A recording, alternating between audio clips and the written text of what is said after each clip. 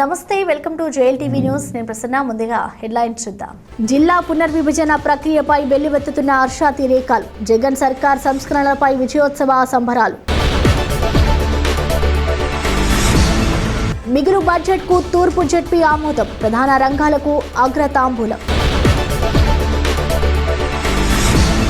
శ్రీకాకుళంలో ఉద్యోగ ఉపాధ్యాయ జేఏసీ ఆందోళన. రణస్థలం కార్మికులకు సంఘీభావం. బాధ్యతలు స్వీకరించిన కోటనందూరు ఎస్ఐ.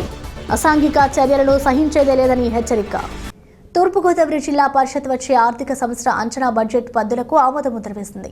చైర్మన్ విప్పర్తి వేణుగోపాలరావు అధ్యక్షతన జిల్లా పరిషత్ సర్వసభ్య సమావేశం జరిగింది. బీసీ సంక్షేమ శాఖ మంత్రి చెల్లిబోయిన వేణుగోపాలకృష్ణ, కలెక్టర్ హరికిరణ్ ముఖ్య అతిథులుగా హాజరయ్యారు. వచ్చే ఆర్థిక సంవత్సరానికి 1359.8 కోట్లు అంచనా చూపించిన జెడ్పీ 1358.53 కోట్ల వ్యయంతో మిగులు బడ్జెట్ను ఆమోదించింది. శాసనసభ్యులు, శాసనమండలి సభ్యులు, వివిధ శాఖల అధికారులు సమావేశానికి హాజరయ్యారు.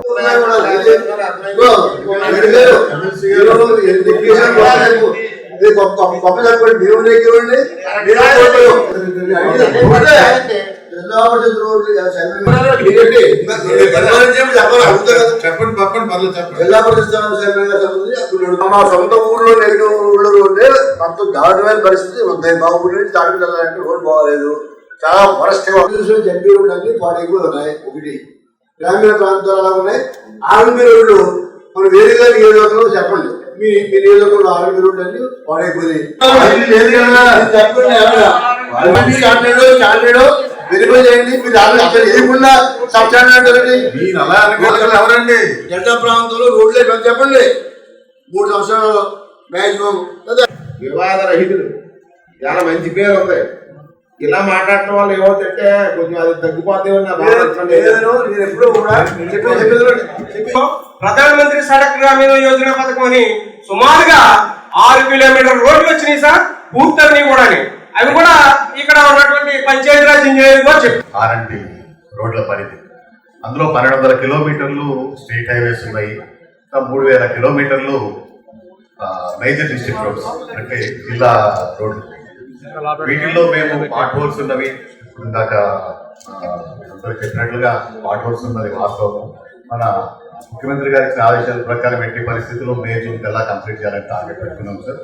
ఇందులో సర్వసభ్య సమావేశం, ప్రత్యేక సర్వసభ్య సమావేశం. ఎందుకంటే బడ్జెట్ మీద మనకి బడ్జెట్ మీద డిస్కషన్ పెట్టుకోవడం జరిగింది. ఇందులో గౌరవ సభ్యులందరూ కూడా పాల్గొనడం జరిగింది. వారందరూ కూడా దీని మీద డిస్కస్ చేసి ఏకగ్రీవంగా తీర్మానం చేయడం జరిగింది. అలాగే ఇంకొక ముఖ్యమైనటువంటి తీర్మానం ఏంటంటే, ఈరోజు రాష్ట్ర విభజన తదుపరి ప్రస్తుతం ఆంధ్రప్రదేశ్ రాష్ట్రమునందు ఉన్న ఆర్థిక లోటు దృష్ట్యా మరియు COVID-19 వలన ఏర్పడిన పరిస్థితుల వలన రాష్ట్ర ఆర్థిక పరిస్థితి చాలా క్షీణించిన దృష్ట్యా రాష్ట్ర ఆర్థిక పరిస్థితిని చక్కదిద్దుకున్న సమయంలో రాష్ట్ర స్థాయిలో ఉద్యోగ ఉపాధ్యాయ కార్మిక మరియు పెన్షనర్ల సంఘముల జేఏసీ ఆధ్వర్యంలో బీఆర్సీ సాధన సమితిగా ఏర్పాటై తలపెట్టనున్న సమ్మెను విరమించుకోవలసినదిగా కోరుతూ తూర్పుగోదావరి జిల్లా ప్రజా పరిషత్ సర్వసభ్య సమావేశంలో తీర్మానం ప్రవేశపెట్టడం. ఈ తీర్మానం కూడా సర్వసభ్య సమావేశంలో సభ్యులందరూ కూడా ఏకగ్రీవంగా దీన్ని ఆమోదించడం జరిగిందని కూడా మీకు తెలియపరచడం జరిగింది. సాధారణ బడ్జెట్ సమావేశం ఈరోజు జిల్లా ప్రజా పరిషత్లో ఏకగ్రీవంగా ఆమోదించడం. రెండవ అంశం ఏదైతే ఈరోజు ఉద్యోగ సంఘాలు జేఏసీగా ఏర్పడి సమ్మె అనేటువంటి ఒక ప్రయత్నం చేస్తూ ఉన్నారు. దానిని విరమించుకోవాలని తూర్పుగోదావరి జిల్లా సర్వసాధారణ సమావేశమైనటువంటి జిల్లా పరిషత్ సమావేశంలో రెండవ తీర్మానంగా తీసుకోవడం. దాన్ని కూడా ఏకగ్రీవంగా ఆమోదించారు. మూడవది, రాజ్యాంగ నిర్మాత బాబాసాహెబ్ అంబేద్కర్ గారి యొక్క చిత్రపటాన్ని జిల్లా పరిషత్ సమావేశ మందిరంలో ఏర్పాటు చేయడం. ఇది చాలా ఆనందదాయకం. ప్రధానంగా ఈరోజు ఇప్పటికే రోడ్ల నిర్మాణానికి ముఖ్యమంత్రి గారు తీసుకున్నటువంటి చొరవతో రోడ్ల రిపేర్లు కానీ, కొత్త కొత్తగా రోడ్లు ఏర్పాటు చేసే విధానం మీద కూడా పూర్తి స్థాయిలో చర్చించాం. దాంతో పాటు ఇవాళ రబీకి సంబంధించినటువంటి నీటి విడుదల ఏదైతే ఉందో ఎక్సెస్ అయ్యి సముద్రానికి వదలాల్సినటువంటి పరిస్థితులు వచ్చాయి కనుక రైతులు తొందరగా పంటలు వేసుకుని ప్రభుత్వం ఇచ్చినటువంటి సూచనలకు అనుగుణంగా తొందరగా పంటలు తీసేటువంటి ప్రయత్నం చేయాలనేటువంటి కూడా చర్చ జరిగింది. దాంతో పాటుగా మొన్న జరిగిన ఎన్నికల్లో ఏకగ్రీవంగా ఎన్నిక కాబడినటువంటి గ్రామ సర్పంచులకు ఏదైతే ప్రభుత్వం తరఫున బహుమానంగా ఇచ్చేటువంటి 5 లక్షలు కానీ 10 లక్షలు కానీ విడుదల చేసినటువంటి విధానం కూడా మూడో ప్రధాన అంశం ఏంటంటే ఈరోజు తూర్పుగోదావరి జిల్లా బైఫర్కేషన్ లో పరిపాలనా సౌలభ్యం కోసం ప్రజలకు పాలనా సౌకర్యాన్ని చేరువుగా అందించడం కోసం ముఖ్యమంత్రి వర్యులు నాడు చెప్పినట్టుగా జిల్లాని హెడ్ క్వార్టర్స్ మార్చుతూ అంటే 3 జిల్లాలుగా అంటే కోనసీమ జిల్లా, కాకినాడ జిల్లా, తూర్పుగోదావరి రాజమండ్రి జిల్లా, అలాగే ఏజెన్సీ ప్రాంతాన్ని ప్రత్యేక దృష్టితో పరిపాలన చేయడం కోసం రంపచోడవరాన్ని పాడేరు విలీనం చేసినటువంటి జిల్లాల ఏర్పాటు ప్రయత్నాన్ని మేమందరం కూడా మనస్ఫూర్తిగా స్వాగతిస్తున్నాం. పరిపాలనా వికేంద్రీకరణ దిశగా అడుగులు వేస్తున్న ముఖ్యమంత్రి జగన్ జిల్లాల పునర్విభజనతో ప్రజల చిరకాల డిమాండ్ను సాకారం చేస్తున్నారని గాజువాక ఎమ్మెల్యే తిప్పల నాగిరెడ్డి అన్నారు. కొత్త జిల్లాల ఏర్పాటును స్వాగతిస్తూ గాజువాక బీసీ రోడ్డు నుంచి వైసీపీ పాదయాత్ర నిర్వహించింది. పాదయాత్రను ప్రారంభించిన ఎమ్మెల్యే నాగిరెడ్డి ప్రజలకు సుపరిపాలన అందించేందుకు సీఎం అనేక విప్లవాత్మకమైన సంస్థలను తీసుకుని వస్తున్నారన్నారు. ఈ కార్యక్రమంలో కార్పొరేటర్లు కేబుల్ మూర్తి, రజన రామారావు, భూపతి రాజు సుజాతతో పాటు వైకాపా నేతలు ధర్మల శ్రీనివాసరెడ్డి, దొడ్డి రమణ, యువశ్రీ తదితరులు పాల్గొన్నారు. ప్రజల ముంగటికి పరిపాలనని తీసుకెళ్లాలనే కాన్సెప్ట్ తో మనకి స్వతంత్రాన్ని సంపాదించి పెట్టినటువంటి గాంధీజీ కలల్ని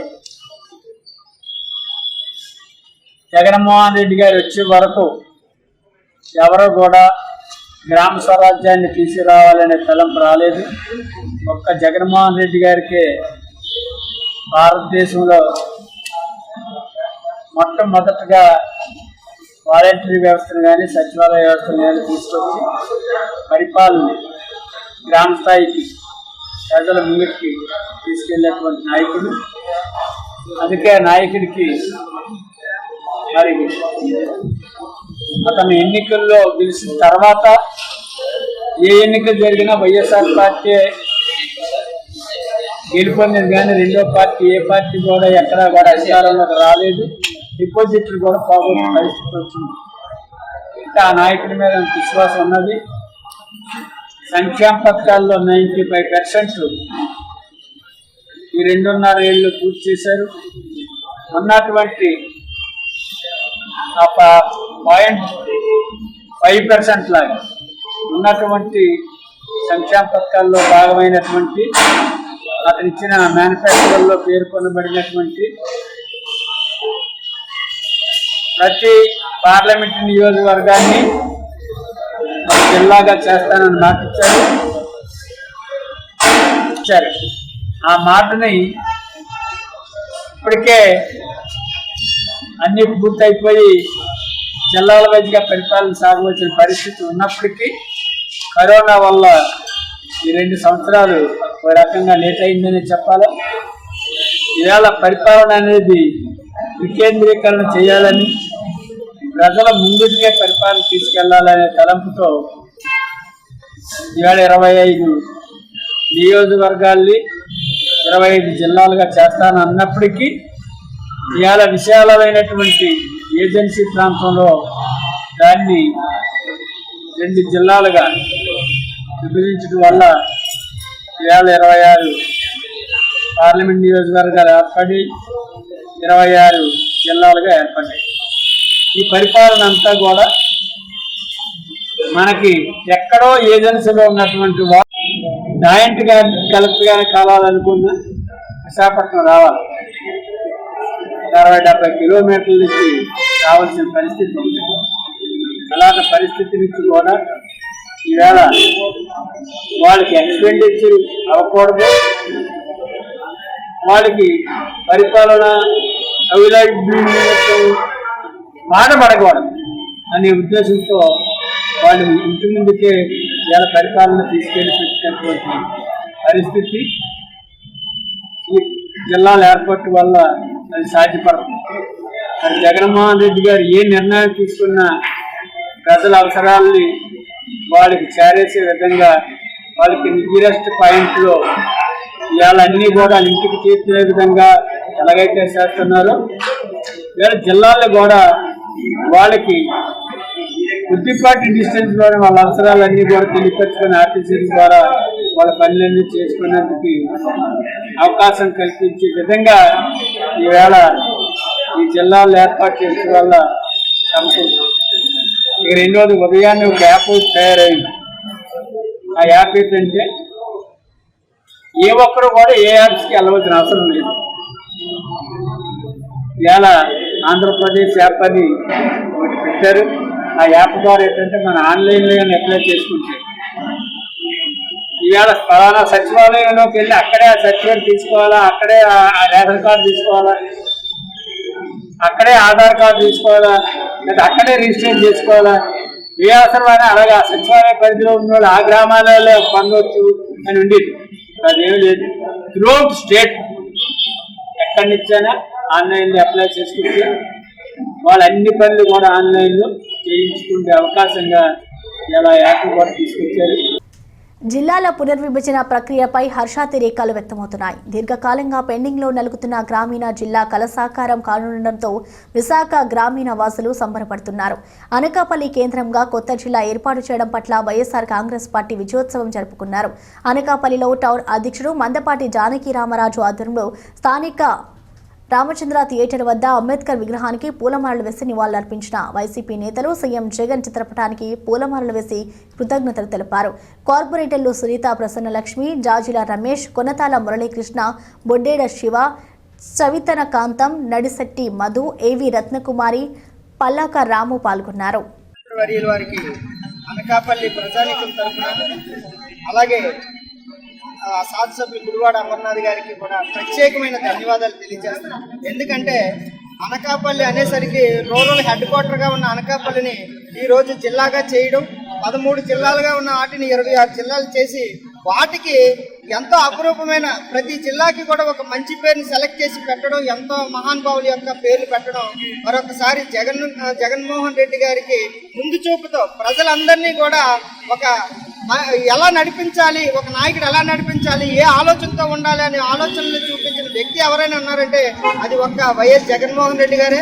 అందుకు ఉదాహరణ మరి కృష్ణా జిల్లాకి ఎన్టీఆర్ జిల్లాగా నామకరణం చేయడం అని అంటే ఇప్పటికొచ్చి పార్టీ పెట్టి ఆ పార్టీని స్థాపించిన నాయకుడికి పేరు పెట్టాలని ఆలోచన కానీ పద్మశ్రీ భారతరత్న ఇవ్వాలని ఆలోచన లేని నాటి ముఖ్యమంత్రి చంద్రబాబు నాయుడు గారి ఆలోచనే లేదు. ఆయన ఓటు బ్యాంకుగా తప్ప ఏనాడు కూడా ఎన్టీఆర్ ని ఒక నాయకుడిగా చూడలేదు.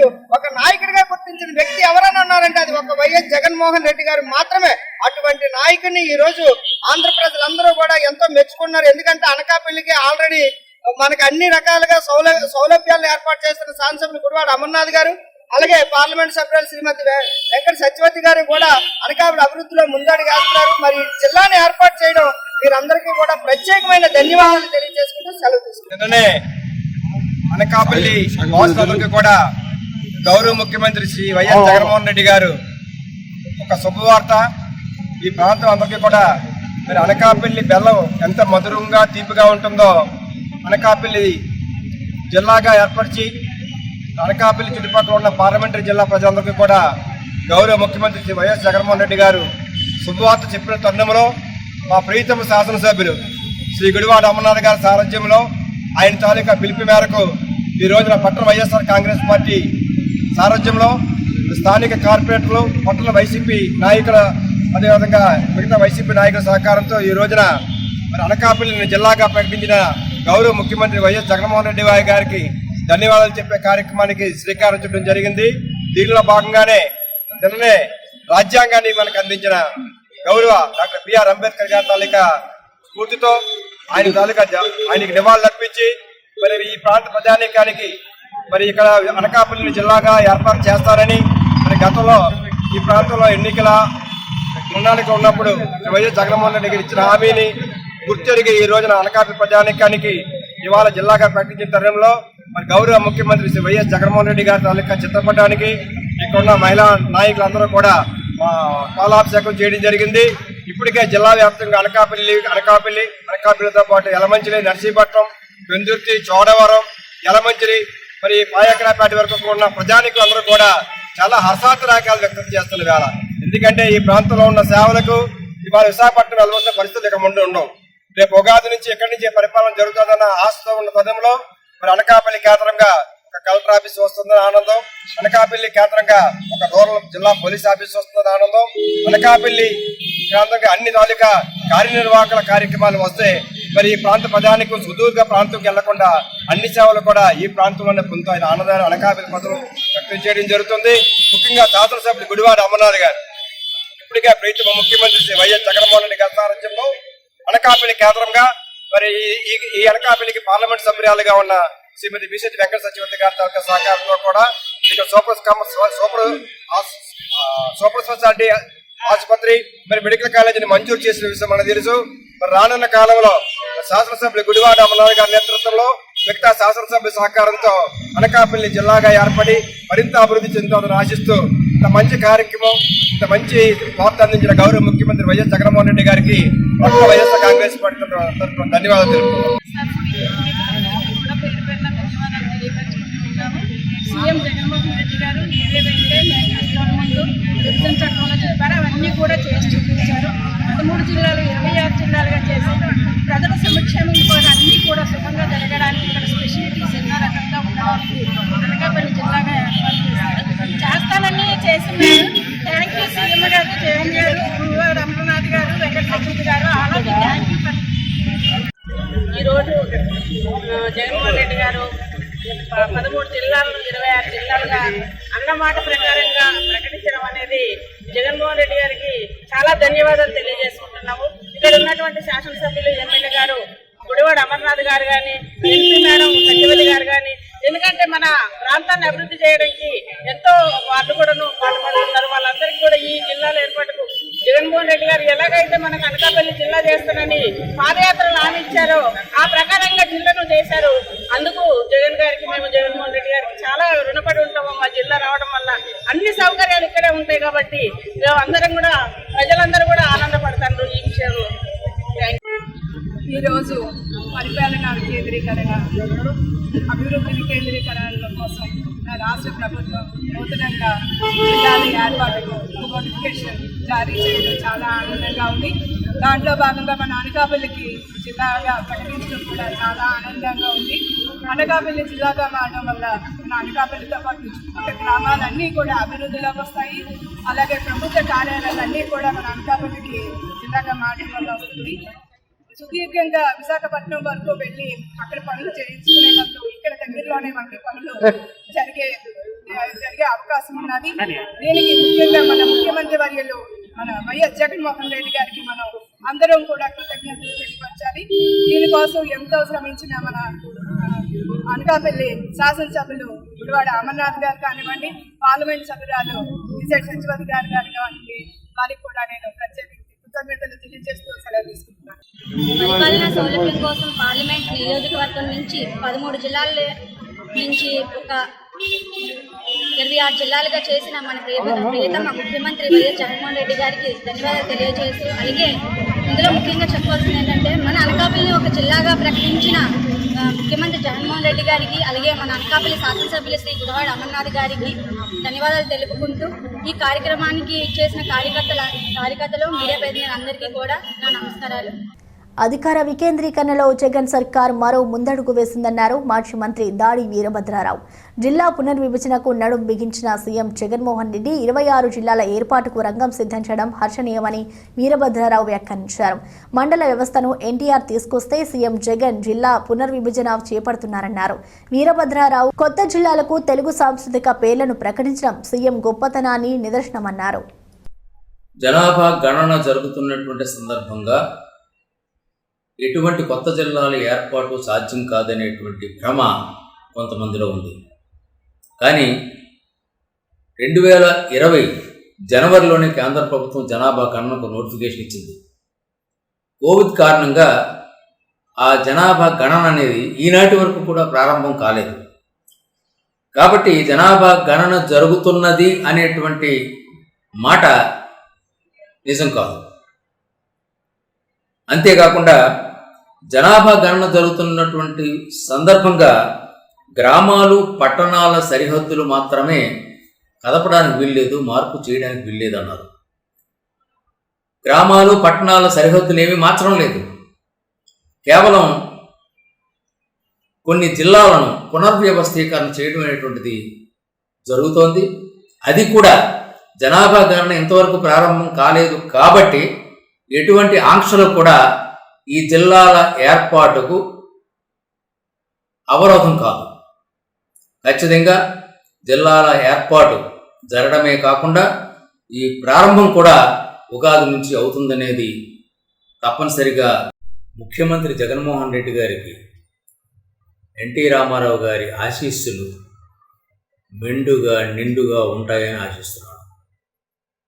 రాజకీయాలకు అతీతంగా, మతాలకు అతీతంగా, కులాలకు అతీతంగా జగన్మోహన్ రెడ్డి గారు కొత్త జిల్లాలను ఏర్పాటు చేస్తూ కొన్ని కొత్త జిల్లాలకు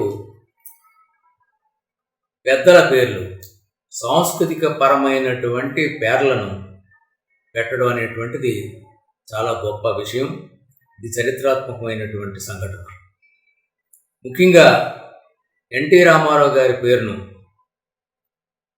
ఒక జిల్లాకు పెడతామని జగన్మోహన్ రెడ్డి గారు 2018 మే 1వ తేదీన నిమ్మకూరుకు పాదయాత్ర సందర్భంగా వెళ్ళి ఆయన ప్రకటించారు.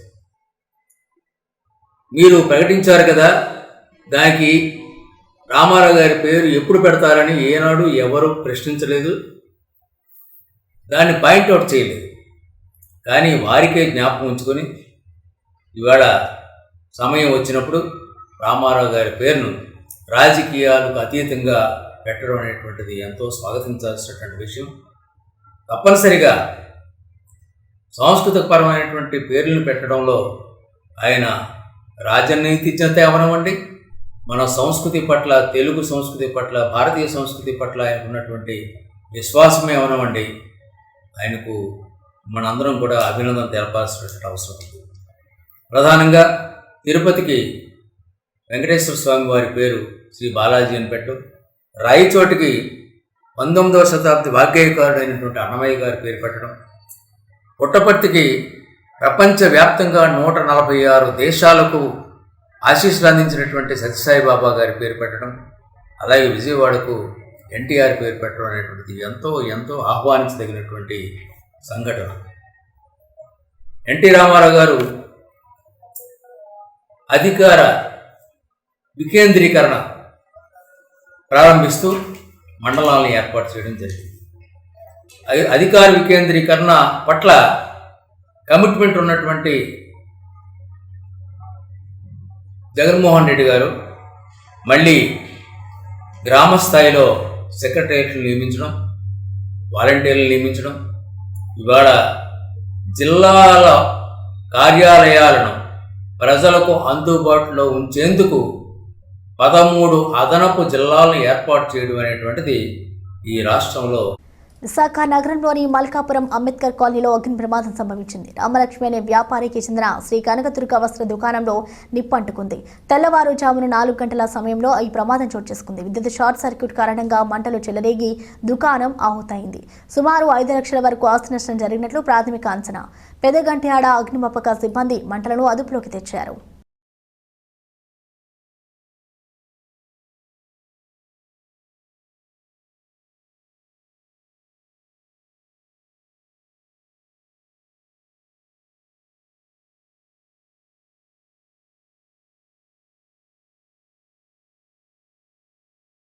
ఇది మార్నింగ్ 5 ట్రాఫిక్ ఎండాకాలంలో 5 అవుతుంది, మనకు 5 వస్తుంది. రాగానే ఇమీడియట్గా మీరు రెస్పాండ్ అయ్యి ఎండాకాలం అందరికీ కాలంలో పక్కసారి కాలుతుంది. మేము ఇమీడియట్గా మేము ఓన్ ఎక్విప్మెంట్తో ఆ సెక్టర్ హైక్ లేసి మనం వాడుతున్నాం, మొత్తం క్లియర్ చేసాం. వాళ్ళు ఏమంటారంటే ఎలక్ట్రికల్ షార్ట్ సర్క్యూట్ అయిందని చెప్తున్నారు. నేనైతే బయట ఉంది, ఎలక్ట్రికల్ బోర్డు నుంచి షార్ట్ సర్క్యూట్ అయిందని మనకి నేను ఒక్కటి చేసింది బహుశా ఎలక్ట్రికల్ షార్ట్ సర్క్యూట్ అని అనుకుంటున్నాం. ఎంత మేరకు నష్టం? వాళ్ళు 5 lakhs లాస్ అవుతుందని మనం అంతగా వస్తుంది. మొత్తం ఎక్విప్మెంట్ మొత్తం కాలిపోయింది. ఎక్విప్మెంట్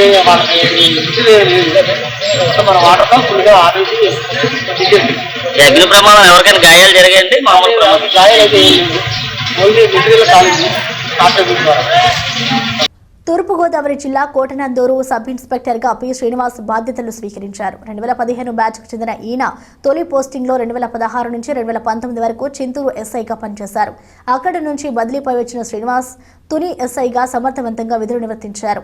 తాజాగా కోటనందూరు ఎస్ఐగా నియమితులైన శ్రీనివాస్ బాధ్యతలు స్వీకరించారు.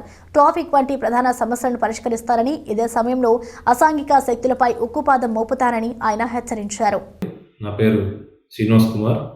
నేను తుంటోన్ పోలీస్ స్టేషన్ నుంచి బదిలీపై కోటనందూరు పిఎస్కు రావడం జరిగింది. శ్రీ తూర్పుగోదావరి జిల్లా ఎస్పీ గారి ఆదేశాల అనుసారం నేను ఈ కోటనందూరు పిఎస్ ఛార్జ్ తీసుకుని ఈ సారా అక్రమ రవాణాపై, అలాగే గంజాయి అక్రమ రవాణాపై, అలాగే ఈ పీడిఎస్ రైస్ అక్రమ రవాణాపై కఠిన చర్యలు తీసుకుంటామని హెచ్చరిస్తున్నాను. అలాగే ఈ కోటనందూరు పోలీస్ స్టేషన్ పరిధిలో సెంటర్లోని ట్రాఫిక్ సమస్య నా దృష్టికి వచ్చింది. దానిపై కూడా దృష్టి సారించి నేను ట్రాఫిక్ సమస్యని ఎటువంటి ఇబ్బంది లేకుండా అందరికీ ఆమోదయోగ్యంగా చేసి ప్రజలకి ఏ ఇబ్బంది లేకుండా చూసుకుందని చెప్పేసి, అలాగే కోటనందూరు మండలంలో ఎటువంటి అసాంఘిక కార్యక్రమాలకి పాల్పడినా, జోదం, అలాగే కోడి పందాలు, అలాగే ఈ జాతర సమయంలో రికార్డింగ్ డ్యాన్సులు కానీ వేసిన వాటిపై కఠినమైన చర్యలు తీసుకుంటామని ఈ మా కోటనందూరు పోలీస్ స్టేషన్ తరఫున అందరికీ వినపం, అలాగే మా హెచ్చరిక. నా వంతు సహాయంగా నేను అందరికీ మంచిగా పనిచేసి మంచి పేరు తెచ్చుకుంటానని చెప్పేసి అందరికీ విన్నవించుకుంటున్నాను. ధన్యవాదాలు. విశాఖ జిల్లా వ్యవసాయ సలహా బోర్డు చైర్మన్ చిక్కల రామారావు జన్మదిన వేడుకలు పాలయ్యకరావుపేటల మండలం పెంటకుట్లో ఘనంగా జరిగాయి. జిల్లా నలుమూలల నుంచి తరలి వచ్చిన అగ్ర నేతలు, నియోజకవర్గ కార్యకర్తలతో పెంటకోట గ్రామం సందడిగా మారింది. అభిమానుల కోలాహల మధ్య కేక్ కట్ చేసిన చిక్కాలకు MP doctor Satyavathi birthday wishes తెలిపారు. పలు సేవా కార్యక్రమాలు నిర్వహించారు. కార్యక్రమంలో రాష్ట్ర గౌరవ corporation director Boddeda Prasad, YCP town అధ్యక్షుడు దగ్గుపల్లి సాయిబాబా, వంగలపూడి రాము, పన్నీరు బాబ్జీ, కలిదిండి సతీష్ రాజు తదితరులు పాల్గొన్నారు. అందరికీ నమస్కారం. ఈరోజు వైఎస్ఆర్సీపీ సీనియర్ నాయకులు, జిల్లా వ్యవసాయ ఆర్థిక మండలి జిల్లా చైర్మన్ అయినటువంటి చిక్కాల రామారావు గారి జన్మదినం సందర్భంగా పెంటకోట గ్రామంలో జరిగిన ఈ కార్యక్రమానికి రావడం జరిగింది. మరి ఎంతో నిబద్ధత, నిజాయితీతో వైసీపీలో సముచిత స్థానంలో ఉన్నటువంటి నా సోదరుడు చిక్కాల రామారావు గారు మరిన్ని పుట్టినరోజులు జరుపుకోవాలని, నిండు నూరేళ్లు భగవంతుని ఆశీస్సులతో, అష్టైశ్వర్యాలతో, మరింత ఉన్నత పదవులతో ఉండాలని చెప్పి మనస్ఫూర్తిగా ఆకాంక్షించడం జరిగింది. మరి ఈరోజు పాయకరావుపేట నియోజకవర్గంలో యాత్రలో మాట ఇచ్చినట్లుగానే ఇప్పటికే మాట తప్పని, మడమ తిప్పని నాయకునిగా పేరు తెచ్చుకున్నటువంటి జగన్మోహన్ రెడ్డి గారు పాదయాత్రలో ఇచ్చిన హామీ ప్రకారంగా 13 జిల్లాలను కూడా ఈరోజు అరకు పార్లమెంటుని 2 జిల్లాలుగా చేస్తూ మొత్తం 26 జిల్లాలని, ప్రతి పార్లమెంటుని ఒక నియోజకవర్గంగా ఇచ్చిన మాట ప్రకారంగా కూడా మన రిపబ్లిక్ డే రోజు మరి దానికి ఒక గెజెట్ని కూడా రిలీజ్ చేయడం అందరికీ కూడా ఎంతో సంతోషాన్ని ఇచ్చింది. మనందరికీ తెలుసు, ఒక పార్లమెంట్ ఒక జిల్లాగా ఏర్పడితే అభివృద్ధి ప్రజలకు మరింత చేరువవుతుంది. అట్లాగే మరిన్ని నిధులు కూడా మన ప్రాంతానికి వచ్చే అవకాశం ఉంది.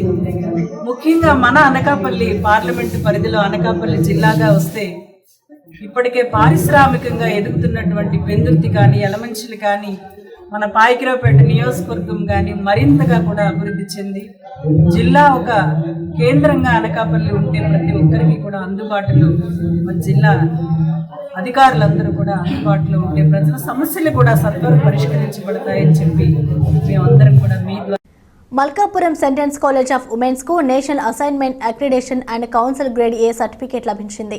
ఈ విషయాన్ని college principal doctor Premakumari media సమావేశంలో వెల్లడించారు. ఇది అందరి సమిష్టి కృషితో సాధించడం జరిగిందన్నారు. భవిష్యత్తులో తమ కాలేజ్ మరింతగా అభివృద్ధి చెందుతుందన్నారు. ఈ సమావేశంలో కరెస్పాండెంట్ గెసిల్లా, ఎల్సీ జయశీల, డోనర్స్ తదితరులు పాల్గొన్నారు. శుభోదయం అండి. ఈ యొక్క మూమెంట్స్ మాకు చాలా గర్వించదగినటువంటి మూమెంట్స్.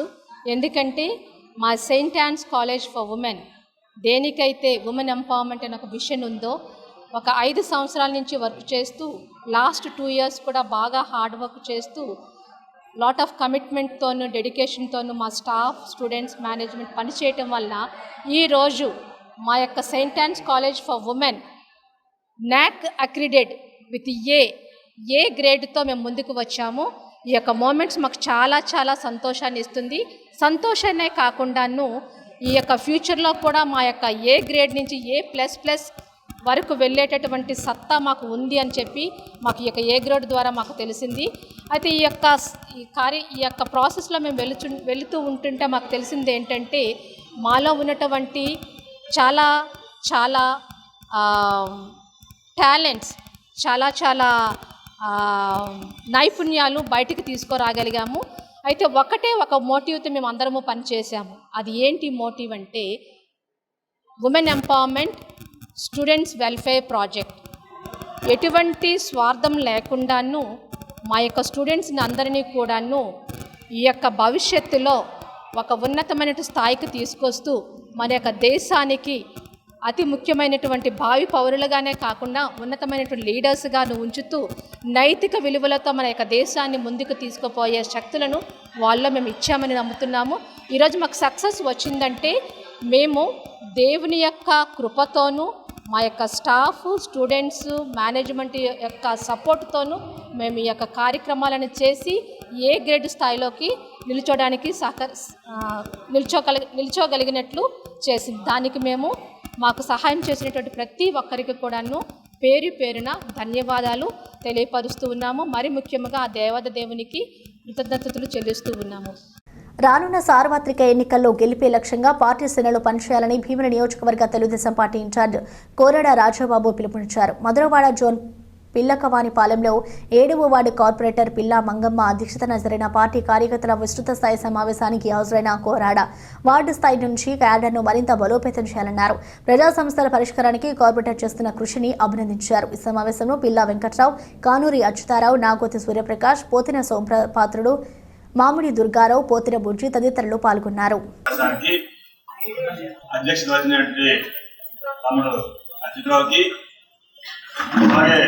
నాతో పాటు విద్యార్థి గారు పాల్గొన్నటువంటి రాష్ట్ర వాణిజ్య విభాగం కార్యదర్శి మీ అందరి అభిమాన నాయకుడు సోదరు వెంకటరావు గారికి, మీ అందరూ కష్టపడి గెలిపించినటువంటి గౌరవన్ని కార్పొరేటర్ రంగం గారికి, మహిళా అధ్యక్షురాలు భవానీ గారికి, పార్లమెంటరీ కార్యదర్శి సీనియర్ నాయకులు సోదరు నాగ ప్రకాష్ గారికి, చేనేత కార్మిక విభాగం చిరంజీవి గారికి, మరి యువత అధ్యక్షుడు గారికి, అలాగే ఉపాధ్యక్షులు సోమపాత్రి గారికి, అలాగే బీసీఎల్ బుజ్జి గారికి, మరి ఇది చేసినటువంటి 7వ వార్డు వివిధ ప్రాంతానికి వచ్చినటువంటి సీనియర్ నాయకులకి, కార్యకర్తలకి, అభిమానులకి, పత్రికా సోదరులందరికీ కూడా ధన్యవాదాలు తెలుపుకుంటున్నా.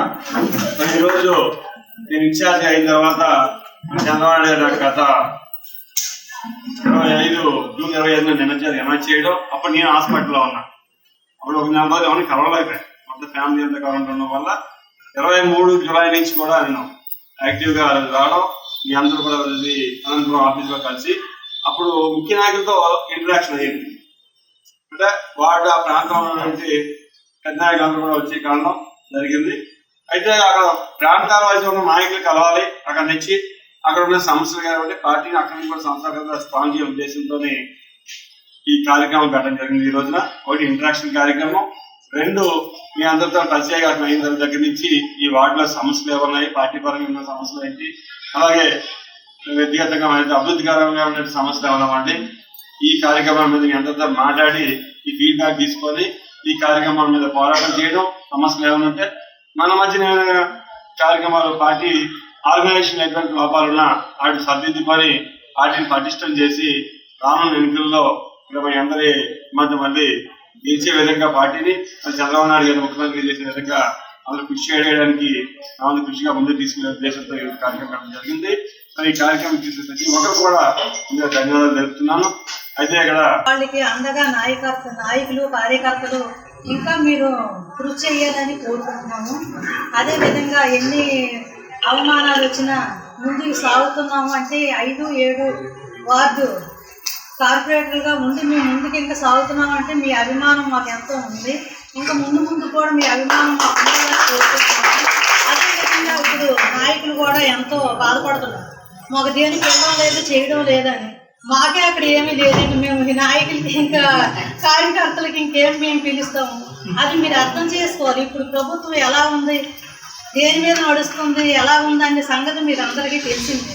కానీ ఎంత భయపెట్టినా కూడా భయపడం, ముందుకు సాగుతాం అన్న సంగతి మీకు అందరికీ గట్టి నమ్మకం ఇవ్వడానికి మేము ఈరోజు నిలబడము. ఆ సంగతి అందరూ మీరు అందరూ గుర్తించుకొని మీరు 7వ వార్డు పిల్ల మంగమ్మను గెలిపించాలి, వెంకట్రావు గారి దృష్టిలో పెట్టుకొని ఈరోజు గెలిపించారు అంటే మీ అభిమానమే దానికి కారణం. ఆ కారణంగా ఈరోజు మేము నిలబడ్డామంటే ఇంకా మీరు మా మీద ఇంకా అభిమానంగా ఉండాలి. పార్టీతో సంబంధం లేదు, ఈ వ్యక్తి మాకు కావాలి, మేము గెలిపించుకుంటాము. ప్రతి ఊర్లో కూడా అందరూ గట్టి నిర్ణయం తీసుకొని ఈరోజు మమ్మల్ని ఈ స్థాయిలో నిలబెట్టారు. అలాగే ఇప్పుడు కూడా మీరు అందరూ నిరుత్సాహపడకండి, ఎందుకంటే ముందు వచ్చేది మన తెలుగుదేశం పార్టీ కంపల్సరీగా వచ్చి తీరినప్పుడు మనం ఇదేమో కడప కాదు, ఒక కత్తులు బాంబులే పట్టుకొని వెళ్ళిపోయి ఇచ్చేసినట్టు. వాళ్ళకి పనులు అవుతున్నాయా, వాళ్ళకి అవ్వలేదు, మనకేమైనా అవ్వలేదని చెప్పి నిరాశ పడద్దు. మనకైతే మన వాటికి 1,50,00,000 రూపాయలు మాత్రం ఖచ్చితంగా వాటికి కేటాయించిన సరే ఎవరు కూడా రావట్లేదు. ఎందుకని ఇది వరకు ఆల్రెడీగా పెండింగ్ ఉన్నాయి. ఒక్కొక్కరికి కాంట్రాక్ట్లు 5 కోట్లు ఇవ్వాలి, 4 కోట్లు ఇవ్వాలి. 2 సంవత్సరాల నుంచి మాకు ఇల్లే అవ్వలేదు, ఇక్కడ మీ ఆవిడ తీసుకొచ్చాము అని చెప్పేసి ఎంత వస్తుందంటే ఎవరు కూడా వర్క్ రాలేదు. అలాగని మీరు ఏమి నిరాశపడాల్సిన పని లేదు. మనకి ప్రాంత కాలనీ కూడా రోడ్డు చాలా దారుణంగా ఉందని చెప్పేసి కూడా మన హాస్పిటల్ ఇంటికి దాని ఖచ్చితంగా చెప్తాం. మళ్ళీ మన మంత్రి గారు ఇక్కడ చేయడానికి వస్తాడు, శంకుస్థాపన చేయడానికి వస్తాం కూడా చెప్తారు.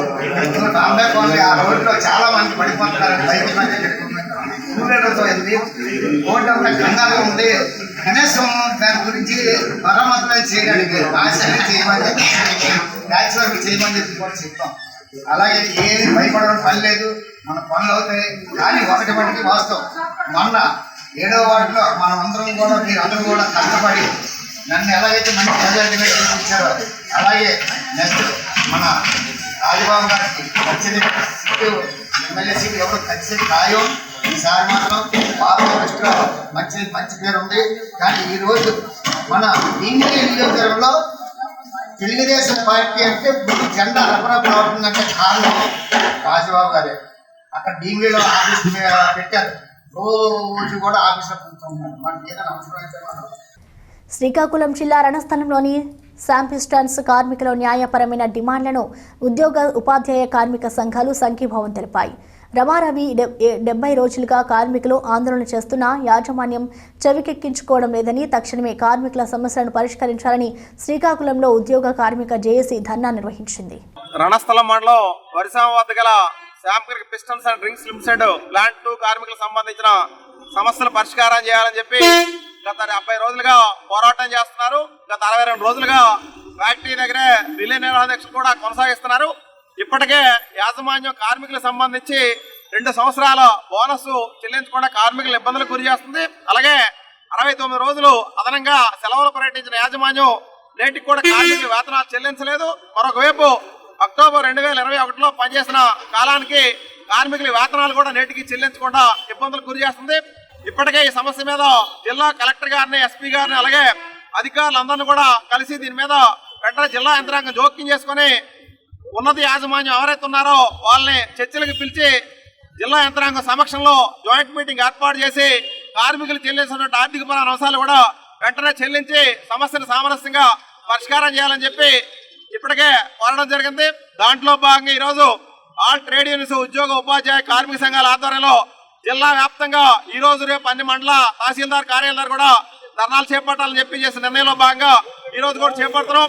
అప్పుడు కూడా పరిష్కారం కాకపోతే మొత్తం జిల్లా వ్యాప్తంగా సమీకరించి ఫిబ్రవరి 5వ తేదీన చలో కలెక్టరేట్ కార్యక్రమం పెద్ద ఎత్తున కార్మిక వర్గం పాల్గొని ఈ ప్రభుత్వ యంత్రాంగానికి అలాగే యాజమాన్యానికి కూడా కార్మికుల తాలూకు ఆవేదనని తెలియజేస్తామని చెప్పి హెచ్చరిస్తున్నాం.